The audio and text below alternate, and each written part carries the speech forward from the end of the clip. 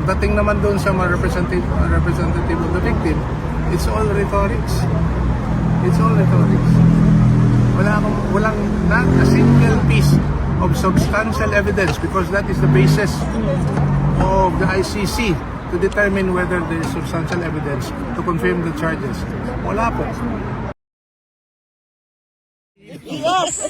What do you have to say po? Since we know you have been observing since day 1, day 2, bago ho mag-present ang depensa bukas. Since day 1 and day 2, how was your observation po? Kasi natanong na namin si Atty. Dedra at Atty. Sal, kayo, we never asked you po about this. Wala kang, as of now, prosecution pa lang nagpipresenta Opo, ng opo. They can comment till we have heard the side of the defense.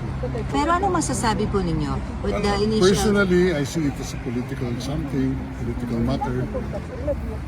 Walang parang baliwala ebidensya dito eh. Walang chatrix eh. Attorney, what made you say so? Can you give us further insights on saan po nanggagaling, where that point of view is stemming from? Well,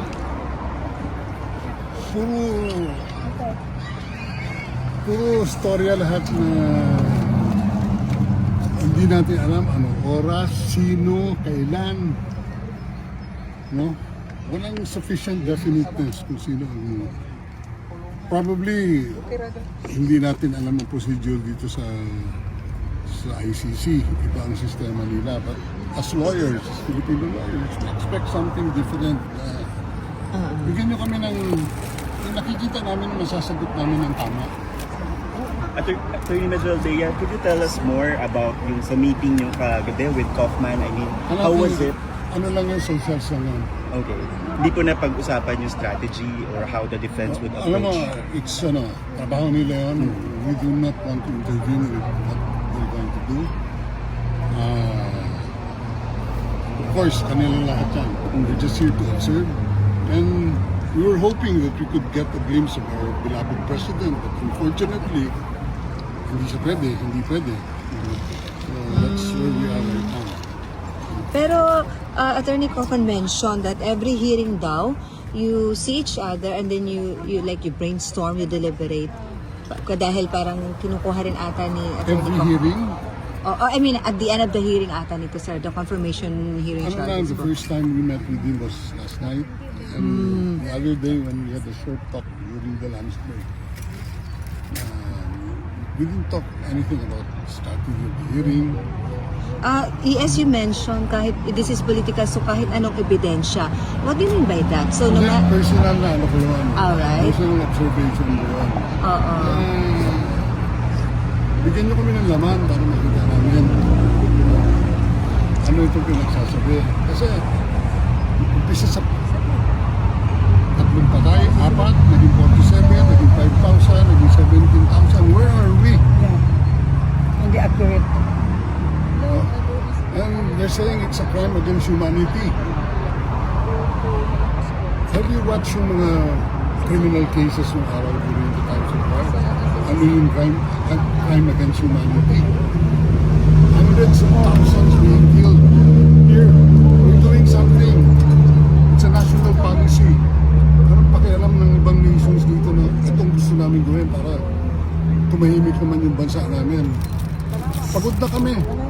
Pagod na siya. He saw it as a last alternative. Baka ito ang pag-asa ng linisin natin ang sarili natin.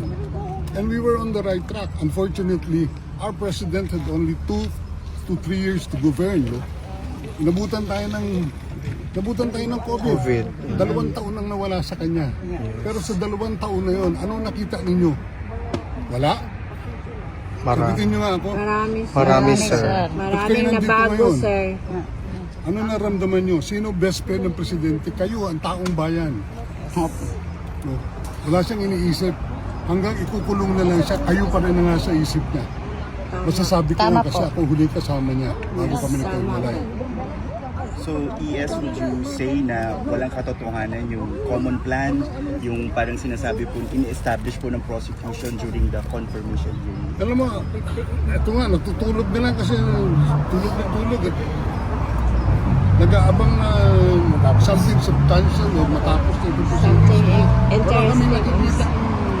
circumstantial. Filipino lawyers, hindi lang procedure. Sir, ano pong comment niyo dun sa photo gallery na high value target kill list? Yung photocard. Yung pinakita ni PRRD na may mga mukha na Yung high drug value list daw. drug list, high value Well, target. meron siyang national policy. Ito ang mga taong binigay sa akin na involved sa mga drug trafficking. Bigay ito ng mga polis ko, hindi sa akin to. Part of the system yan. Meron tayong war against criminality, war against it. So, buti nga sinasabi, ito yung mga taong may mga kasalanan. No? Sir, any comment po sa paggamit po ng prosecution ng sariling words po ng former president about his policy? Tinatapos ba nila yung words ng dating presidente? Patayin natin, pero tinatapos, you go. Do not go beyond the law. Otherwise, you're worse than criminality. Basahin nyo lahat yung mga pinagsasabi. Alam nyo, napansin ko, tuwing lumalabas ang boses ng presidente, nabubuhayan ng Pilipino eh. Miski na boses dyan ng nakaraan. Do you think, sir, that the parts of the speeches were taken out of context po sa... Obviously. Kasi they're not picky. Ano eh, sinusuppress nila yung ano nasa loob eh. At saka yung mga... Bakit yung nagsosona siya? Ito ang aking war against drugs. What was the most applauded part of the speech? His policies against criminality, against drugs. And yet, he's being crucified now. Attorney Delgra, how would you ang sabi respond po kung ng malakad niya ang prosecution, sa Claire ay, Castro sorry. na sinasabi niya hindi dapat na gamitin yung arguments na pagpapadala dito kay PRRD sa The Hague because matagal na daw po naisampa yung mga kaso laban sa kanya. Alam mo, hindi ako makasagot kay Claire Castro kasi minsan parang naniniwala siya sa sinasabi niya. Attorney, be that as it may, it still stands in court that the defense will have to debunk or chip away from the arguments of the prosecution and the victims' counsel, even if you're frustrated by them. Attorney Salas recommended questioning the jurisdiction, but apart from that strategy, what else would you recommend to the defense counsel on how they could further debunk so that the charges will not be confirmed? There is nothing to debunk. They have not proven their charges against the accused. So what is there to debunk? You feel that that would be enough defense to actually stop the chamber from confirming the charges against the former president? The accused is presumed innocent and proven guilty. The prosecution has the burden to prove its case. So kayo, sir, you came here just to observe and hopefully to see the former president, not necessarily to corroborate with the defense team here of the president. Walang gano'n, sir. Walang kayo mga inputs. Meron din. Ngayon, nag-observe. Okay. Sir, do you feel that there is a need for some of the Filipino lawyers to be accredited by the ICC so that you can participate in the floor as well? Meron din ang mangyayari doon. Mag-a-apply din yung accreditation. Around when, sir? Do you have a specific timeline or at least a target kung kailan kayo Siguro pag nagkausap pa kami ng kabila. Attorney Delgra, kampante sila, lawyers of the victims, the prosecutors, na ito magtutuloy-tuloy sa confirmation of charges. Well, that was what Mako-confirm. they said, especially up to the end of the second day, which was actually their day, which is to present the prosecution side of the argument asking the confirmation charges so the trial will proceed against the former president. So let's hear it tomorrow on what the defense will say in order to debunk, as what Attorney Salam said, the prosecution's version. And hopefully convince the court that the charges are not sufficient to proceed to trial and therefore should be denied. And if that happens, and we pray that it happens, even praying against hope that it happens, that will be the cases will be dismissed and our Tatay Digong will be brought home alive and well.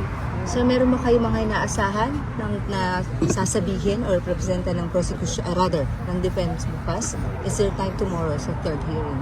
Well, I would expect, no, without getting into the details because hindi nga namin pinag-usapan yan with the defense team, na the Attorney Kaufman will raise a very strong defense against confirming the charges against the former president.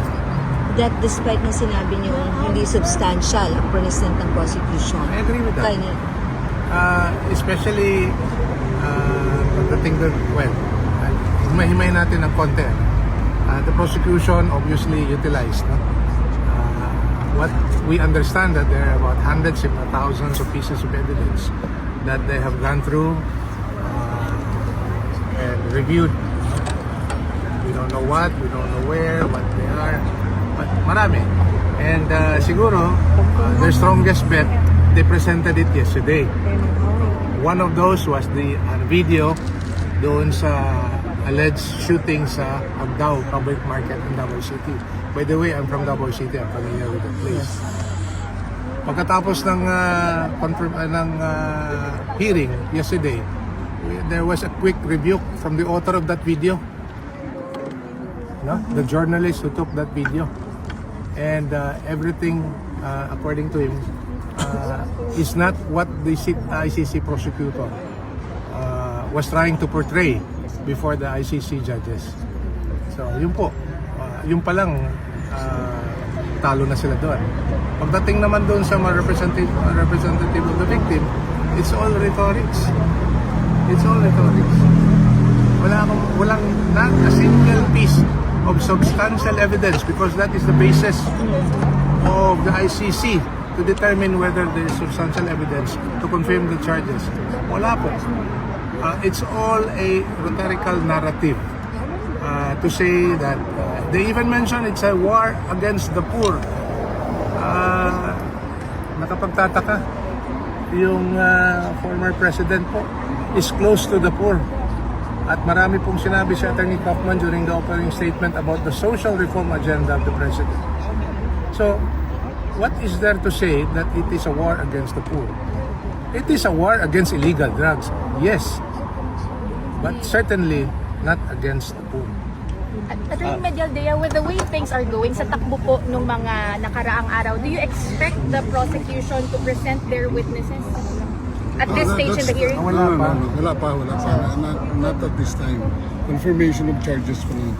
Because in September, the court allowed them to present at least 2 witnesses. So now they have the option whether or not they want to push through the same charges. I'm not really familiar with the proceedings, but presentation of witnesses will come in the event that the results of the confirmation of charges will be positive. So you don't expect? Yes, nakikibalita po ba si VP Sara sa inyo sa mga nagaganap dito? Because na-interview po siya sa Iligan and sabi niya medyo hindi na po niya namomonitor yung charges hearing ng dati. Unfortunately, hindi naman siya nakakausap ever since we came.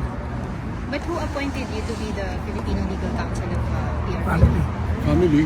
The whole family. Like Honey Let's, Honey. Sirs, do you honestly still believe in the integrity of the ICC? Okay. I mean, sabi nyo, kahit anong ebidensya na meron, the former president himself, parang siya mismo, because he was really questioning the jurisdiction. Kayo po ba, sir? Do you still believe in the integrity of the ICC? At as mentioned may ES kanina, although personally, kahit anong ebidensya nang ipresente. So, ano ba to? Kahit ganong kabigat, This is my medyo first tagilid. time to attend and personally witness a proceeding before the ICC. And even before that, so far as the case of the former president, may alam tayo na about it. At hindi talaga mawawala. Unique in this case is the political character in this case. Tanggalin mo yung political dimension, we're very confident that the former president would win his day in court. But with the political dimension, starting with the forced surrender, if I may say, a kidnapping of the president from the Philippines. It's already political in character. So ano pa yung maaasahan natin dito? Insofar as that aspect is concerned, no? not the judicial process. Kasi judicial process, it talks about facts that you need to present and prove on the basis of the facts that would be qualified as evidence, no? On the basis of the standard by which these charges are being set against the person. Is any one of you And I'd like to say this again. Why is it political? And this is just my personal view. There is a policy of government all across administration na pag may isang Pilipino sa labas ng bansa na inaresto, dinitine, even tried in court, and even convicted, the policy of government across administration from Cory Aquino all the way up to BBM is to exert all available resources of government to bring that Filipino home. You could recall Sara Balabagan and I don't know, I think that was during the time of Ramos. And to the credit of BBM, si Sara Jane Veloso, Mary Jane Veloso, who was already serving sentence in an Indonesian prison. Yun ang nakapagtataka. Bakit hindi magawa-gawa dito yan? Sa isang matanda at masakitin, frail as he is now. Man nating sabihin former president, itrato na lang natin siya bilang isang Pilipino. Bakit hindi magawa-gawa ng Administrasyong Marcos ito? And that is proof na may political character itong prosesong ito. Yes, and gusto niyo rin po bang mag-react doon sa revelation ni Senator Amy Marcos na may mga pera daw po na meron din na i-turn over sa ICC? Yes, allegedly $2 million. I'd rather see it before making any comment. Any comment? Okay, sir. Attorney Sal, kayo po. Yung about doon sa allegedly $2 million paid to the ICC investigators? Nabasa ko yung affidavit nila, masyadong detalyado. Sobrang detalyado na hindi mo mapapasinungalingan. Nandun yung plate number, pati aeroplano, yung mukha ng mga ICC investigator. Kompleto pangalan, binigay nila mga pangalan nila. At saka, at this time, dapat meron ang sinasabi si Saldico na hindi ko mga tao yan. Tapos the other day pa yung press conference. And in fact, they are validating what Saldico was claiming pupunta sa mga pera. So on the basis of that, mukhang totoo. Mahirap gumawa ng gano'n. Italyado eh. Ano may inventory nyo? Pati yung mga maleta doon, pati yung mga bundles of pera, nandun lahat eh. Ang tanong dyan, anong gagawin ng gobyerno ito? It's true na they are going after these plunderers. See? Nandiyan na ebidensya. Nag-press con po kanina si Senator Amy showing yung... Paimbestigahan daw. Opo, Yes. to investigate. asking. Mas balat kayo lang yan. Ginagamit lang yan ng mga baril.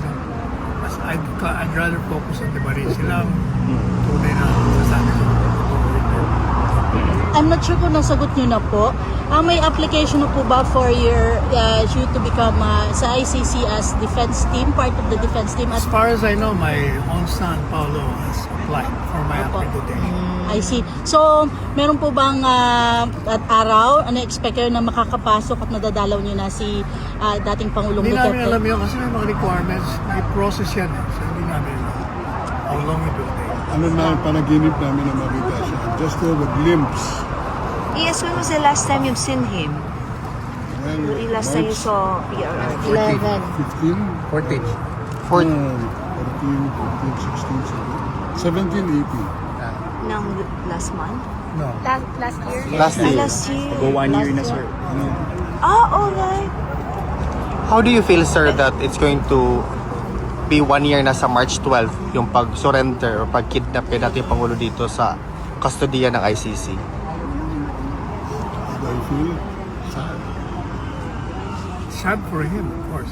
As every Filipino. Ako, I was here for 3 months. I was only supposed to stay for a week. It became 2 months, became 3 months. Ako, may nakikita ako mga tao, nakakalabas ako. Nakakapasyal ako, may mga nakakausap ako. Ano kung nag-iisa ka doon? Sa edad mong yan. sa mga panahong ito na pag-aanggamin. So what's your greatest fear now for the former president? And what's your greatest fear now for the former president? Sal, Ang greatest fear ko he passes away dito sa bansang ito, hindi sa atin. Sa edad niya yun marami siyang nararamdaman. Saka we don't even know kung this ICC is attending to his medical needs.